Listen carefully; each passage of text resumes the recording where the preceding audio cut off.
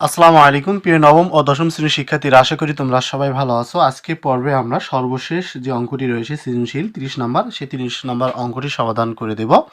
তার আগে তোমাদের কাছে একটি রিকোয়েস্ট, আমার চ্যানেল যদি তোমরা নতুন হয়ে থাকো অবশ্যই চ্যানেলটাকে সাবস্ক্রাইব করে পাশে থেকে বেল আইকন বাটনটি অল করে রাখবা, যাতে করে পরবর্তীতে তোমরা ভিডিওগুলো পেতে পারো। আর যারা ফেসবুক পেজে বা আইডিতে আমার ভিডিও দেখতেছো অবশ্যই শেয়ার করে সবার মাঝে পৌঁছে দিবা। তো এখানে আমরা দেখতেছি যে এখানে দেওয়া আছে, দেখো তোমরা, sine theta equal to p, cos theta equal to q এবং tan theta equal to r, যেখানে থিটা হচ্ছে সূক্ষ্ম কোণ অর্থাৎ 90 ডিগ্রি থেকে ছোট। এখানে কতে বলছে আর equal to root over 3 inverse 1 হলে এখানে বলছে থিটা এর মান নির্ণয় করো। তো আমাদেরকে এখানে থিটার মান নির্ণয় করতে হবে ক নাম্বারতে। তো তোমরা দেখো, আমরা এখন ক নম্বর অঙ্কটির সমাধানে চলে যাব। তো এখানে যেহেতু দেওয়া আছে, আমরা লিখতে পারি ট্যান থিটা ইকুয়াল টু আর। এখানে আমরা লিখতে পারি আর, যেহেতু এখানে দেওয়া আছে আর ইকুয়াল টু রুট ওভার 3 - 1। এখানে -1টা পাওয়ার হিসেবে আছে, তো আমরা এখানে আর এর মানটা বসাবো। যেহেতু আর এর মান দেওয়া আছে এখানে ট্যান, তো আমরা এখানে ট্যান থিটা বসাবো ইকুয়াল টু, যেহেতু এখানে রুট ওভার আছে তার রুটটা কিন্তু 3 উপর আছে, আবার কি এখানে পুরা রাশিটার উপরে এই রুট ওভারটা আছে, তো আমরা এটা লিখতে পারি রুট ওভার, তো ইনভার্স থাকলে আমরা 1 ভাগ আমরা এখানে 3 লিখতে পারি। তো এখানে দেখো তোমরা যে এখানে ট্যান থিটা ইকুয়াল টু, তো আমরা জানি 1কে রুট ওভার করলে 1ই হবে, আর এখানে তার লিখতে পারি আমরা 1 ভাগ √3।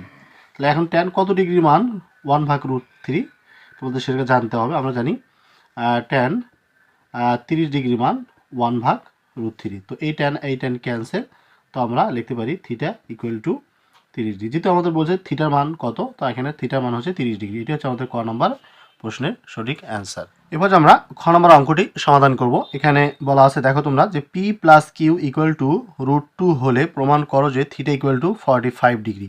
তো আমাদের থিটার মান আমাদের প্রমাণ করতে হবে 45 ডিগ্রি। তো আমরা লিখতে পারি এখানে যে রাশিটা দেওয়া আছে p plus q equal to √2। দেখো এখানে সাইনের মান দেওয়া আছে পি এবং কসের মান দেওয়া আছে কিউব, তাহলে আমরা এখানে মানটা বসাবো। তাহলে পির মানটা বসাবো এখানে সাইন থিটা, আর এরপর প্লাস কিউর মান আছে এখানে কস থিটা ইকুয়াল টু √2। এখন আমরা কি করব, সাইনকে এখানে রাখবো, সাইন থিটা ইকুয়াল টু এখানে √2, এই কসটা উপাশে যা কি হয়ে যাবে, মাইনাস হয়ে যাবে। তো এখন আমরা যে কাজটা করবো ওই পাশে আমরা বর্গ করব। তাহলে আমরা সাইনকে বর্গ করতে পারি, তাহলে sine square theta equal to √2 minus cos theta, এরপর আমরা এখানে অল স্কোয়ার দিতে পারি। তো এখানে আমরা আবার সাইন স্কোয়ারকে ভাঙাবো। আমরা জানি সাইন স্কোয়ার সমান সমান 1 minus cos square theta equal two, আমরা এটা বর্গের সূত্র করবো, এটা এ এটা বি, তাহলে লিখতে পারি এখানে, তাহলে স্কোয়ার মাইনাস সূত্রের 2, এ হচ্ছে √2, বি হচ্ছে কস থিটা প্লাস আমরা এখানে বি স্কোয়ার লিখতে পারি। যে কাজটা করব, আমরা সবগুলো ওই পাশে নিয়ে যাব। তো এখানে আমরা যদি 0 রাখি তাহলে সমান সমান, তাহলে রুট আর স্কোয়ার ক্যান্সেল, তাহলে এখানে থাকবে 2, এরপর মাইনাস যদি গুণন করি তাহলে হবে 2 √2 কস থিটা, এরপর লিখতে পারি এখানে কস স্কোয়ার থিটা, আর এটা প্লাস 1 উপাশে যা কি হয়ে যাবে, -1 হয়ে যাবে, আর মাইনাস কস স্কোয়ার উপাশে যা কি হয়ে যাবে, প্লাস কস স্কোয়ার থিটা হয়ে যাবে। ওকে, এখন যে আমাদের কিছু কাজ সেটা হচ্ছে এই কস স্কোয়ার আমরা যোগ করে দেবো, তাহলে হবে কি 2 কস স্কোয়ার থিটা, এরপর এখানে কি থাকলো -2 কস থিটা, এখানে আছে -1, এখানে আছে +2, যদি বাদ দেওয়া যায় তাহলে এখানে থাকবে হচ্ছে +1, তাহলে ইকুয়াল টু কত, 0। এখন এটা আমরা বর্গের সূত্রের মাধ্যমে এই রাশিটাকে ভাঙাবো। যেহেতু এখানে 2 কস স্কোয়ার রয়েছে, তো এটাকে আমরা এভাবে লিখতে পারি √2 কস থিটা, এবার আমরা অল স্কোয়ার দিতে পারি, কারণ রুট আর স্কোয়ার ক্যান্সেল হলে 2 হয়ে যাবে, আর ওই অল স্কোয়ারটা কসের উপর চলে আসবে। তাহলে আমাদের এই রাশিটা ঠিক থাকলো, তাহলে আমরা লিখতে পারি এখানে স্কোয়ার মাইনাস সূত্রের 2, যেহেতু এখানে এ আছে √2 কস থিটা, আর বি হচ্ছে 1, আমরা লিখতে পারি plus b square equal to কত, 0। তো এখানে আমরা লিখতে পারি অতএব √2 কস থিটা -1, অর্থাৎ a - b অল স্কোয়ার সূত্র ইকুয়াল টু কত, 0। আমরা এটাকে এ ধরবো, ওয়ানটাকে বি ধরবো, তাহলে হচ্ছে এ মাইনাস বি হোল স্কোয়ার। তাহলে এই রুটটা ওপাশে যায় কী হয়ে যায়, শূন্যকে রুট ওভার করলে শূন্য হবে, তো এখানে আমরা মাইনাস ওয়ানটাকে আমরা ওই পাশে নিয়ে যাব। তার এখানে লিখতে পারি √2 cos থিটা সমান সমান +1, মাইনাস ওয়ান পাশে কী হয়ে গেল, +1 হয়ে গেল। এরপর আমাদের √2টা অ্যাড্রেসে ভাগ হয়ে যাবে, তো আমরা লিখতে পারি এখানে বা cos থিটা ইকুয়াল টু 1 ভাগ √2। এখন আমরা লিখতে পারি যে cos কত ডিগ্রি মান 1 ভাগ √2, আমরা জানি cos 45 ডিগ্রি মান 1 ভাগ √2, তো এখানে লিখতে পারি cos theta equal two cos 45 degree মান হচ্ছে 1 ভাগ √2। এই cos ক্যান্সেল, তো আমাদের থিটার মান বের হলো কত, 45 ডিগ্রি। যেহেতু আমাদের প্রশ্নতে বলছে থিটার মান 45 ডিগ্রি, কী করতে হবে, প্রমাণ করতে হবে, তাহলে আমরা লিখতে পারি এটা প্রমাণিত। তো আশা করি তোমরা বুঝতে পারছো। যদি না বুঝতে পারো তাহলে অবশ্যই ভিডিওটা আরেকবার করে তোমরা রিপিট দেখে নিবা, তাহলে অবশ্যই তোমরা এটা বুঝতে পারবা। তো এখন আমরা গ নম্বর অঙ্কটি সমাধান করব। দেখো যেখানে বলা আছে 7 p square plus 3 q square equal to 4 হলে দেখাও যে tan থিটা ইকুয়াল টু 1 ভাগ √3। আমাদেরকে এখানে থিটার মানটা বের করতে হবে এই রাশিটা দিয়ে, তাহলে আমরা tan থিটা এটা দ্বারা আমরা 1 ভাগ √3কে প্রমাণ করতে পারবো।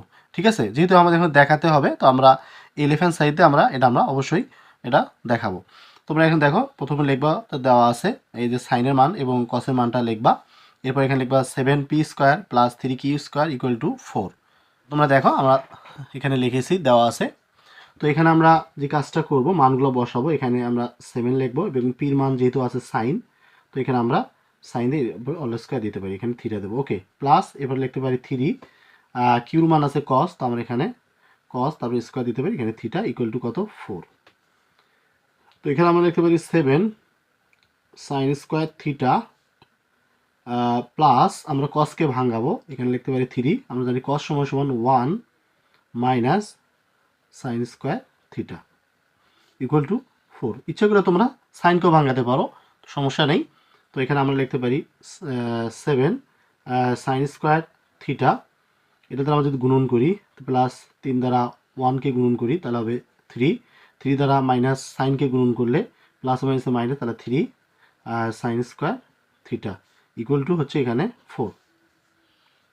তো এখানে আছে 7টা সাইন স্কোয়ার, এখানে আছে কয়টা, 3টা, যদি বাদ দেওয়া যায় তাহলে থাকবে এখানে 4টা sine square theta equal two এখানে 4, আর এই যে প্লাস থিটা ওপাশে কী হয়ে যাবে, মাইনাস হয়ে যাবে। ঠিক আছে, তো এখানে আমরা মাইনাস দিয়ে দিলাম, তাহলে বাদ দিলে কী থাকবে, 1 থাকবে। তো এখানে আমরা লিখতে পারি যে sine square theta equal two 1 ভাগ এই 4টা নিচে ভাগ হয়ে গেল। ঠিক আছে, কারণ 4-এর মধ্যে থেকে তোমরা 3 বাদ দেবা, তাহলে কী থাকবে, 1 থাকবে, আর এই 4টা নিচে কী হয়ে গেল, ভাগ হয়ে গেল। এখন আমরা কাজ করতে পারি, এখানে সাইন স্কোয়ার থিটা লিখবো, লেখার পর ইকুয়াল টু 1 ভাগ 4। তো আমরা এটা আরেকবার লিখলাম, যাই হোক এটা আমরা এর উপর রুট করে দেব। তো এখানে আমরা সাইন থিটা ইকুয়াল টু 1 ভাগ 4, আমরা জানি যদি 4কে রুট ওভার করা যায় তাহলে কি আসবে, 2 আসবে। তো আমরা লিখতে পারি সাইন থিটা ইকুয়াল টু 1 ভাগ 2। তাহলে সাইন কত ডিগ্রি মান, হাফ, তো আমরা লিখতে পারি সাইন 30 ডিগ্রি মান হচ্ছে হাফ। তো এখানে থিটা ইকুয়াল টু আমরা লিখতে পারি সাইন 30 ডিগ্রি মান হচ্ছে হাফ। তাহলে সাইন সাইন ক্যান্সেল, আমরা থিটার মান কী পাইলাম, √3 30 ডিগ্রি। তো থিটার মান আমরা কী পাইলাম, 30 ডিগ্রি।